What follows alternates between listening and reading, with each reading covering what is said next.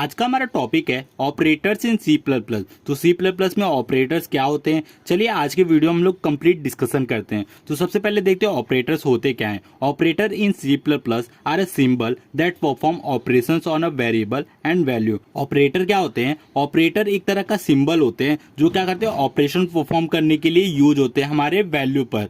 Operator के basically 7 type हैं। तो जो पहला टाइप है वो हमारा अर्थमेटिक ऑपरेटर। तो अर्थमेटिक ऑपरेटर क्या होता है? Use for mathematical calculation. Arithmetic का ऑपरेटर का यूज हम लोग क्या करते हैं, मैथमेटिकल कैलकुलेशन के लिए यूज करते हैं। जैसे दो नंबर को जोड़ना है, घटाना है, मल्टीप्लीकेशन करना है, डिवाइड करना है, मॉड्यूलो ऑपरेटर करना है, तो इसके लिए हम लोग अर्थमेटिक ऑपरेटर का यूज करते हैं। दूसरा है हमारा रिलेशनल ऑपरेटर। इसका यूज किस लिए करते हैं? Use for compare value. इसका यूज हम लोग दो वैल्यू में कंपेयर करने के लिए करते हैं। रिटर्न क्या करता है? ट्रू और फॉल्स। ये ट्रू और फॉल्स वैल्यू रिटर्न करता है, जैसे कि double equal to, not equal to, greater than, less than, greater than equal to, less than equal to. तो ये हो गया हमारा रिलेशनल ऑपरेटर। थर्ड है हमारा लॉजिकल ऑपरेटर। तो लॉजिकल ऑपरेटर किस लिए यूज होता है? Use for logical condition. अगर हमारी लॉजिकल कंडीशन है उसके लिए हम लोग क्या करते हैं, लॉजिकल ऑपरेटर का यूज करते हैं। और बेसिकली ट्रू और फॉल्स के अंदर ही हम लोग कंडीशन चेक करते हैं, जैसे कि लॉजिकल एंड हो गया, लॉजिकल और हो गया, या लॉजिकल नॉट हो गया।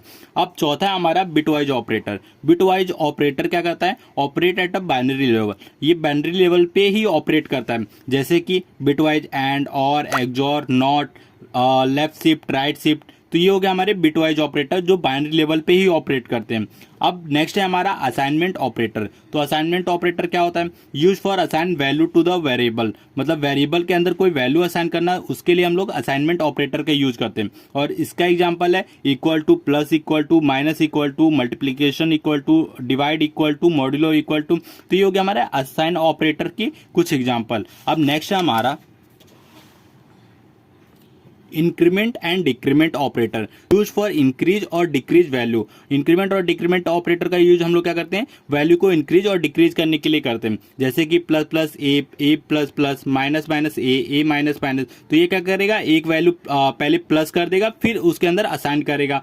ये क्या करेगा, इसको बोलते हैं प्री इंक्रीमेंट, इसको बोलते हैं पोस्ट इंक्रीमेंट। ये क्या करेगा, पहले वैल्यू को असाइन करेगा, फिर उसकी वैल्यू को इंक्रीमेंट करेगा। वैसे ही प्री डिक्रीमेंट में क्या होता है, पहले वैल्यू को घटाएगा, फिर उसके अंदर वैल्यू स्टोर करेगा। फिर ए माइनस माइनस क्या होगा, पोस्ट इंक्रीमेंट।